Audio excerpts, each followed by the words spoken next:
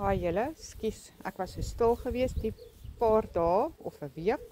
Maar ek het vreeslik baie op my vurk gehad. My meisiekind het eksamen geskryf en ons het vandag op die Sondag het ons 'n aanneming en voorstelling gehad. Dit was natuurlik 'n groot dag geweest. My man is in Amerika. Maar ja, ek het daardeur gekom en die rede hoekom ek die Legacy Builder program op besluit het is, ek wil bitter graag my man van Amerika af terug hê, baie graag. Hulle het nou die jaar het hulle rollover, ek kon nie dit, of hulle kan nie huis toe kom nie, dit is bad. Soos ek sê, hy en my seun is daar, ek het 'n dogter aan die kant by my, en ons gaan Kersfees alleen wees, sy word Januarie, word sy 18. So ja, mamma moet alles doen.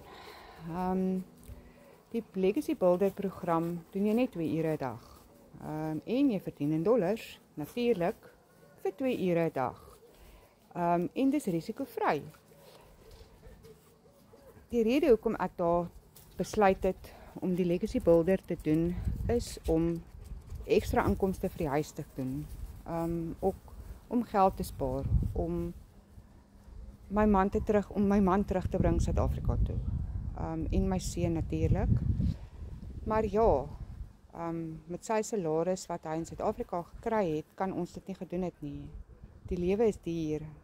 Dis skoolgeld, skoolklere, dis kos, dis krag, dis water. So ja, ek het toe nou maar besluit ek gaan op die program gaan en ons kyk wat lewer die toekoms vir ons in. Ek weet die Here is by my en hy sal vir my help deur die program.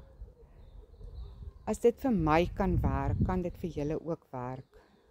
Indien julle belangstel, skryf ja in die comment en ek stuur vir julle al die inligting deur van die Legacy Builder program. Lekker dag.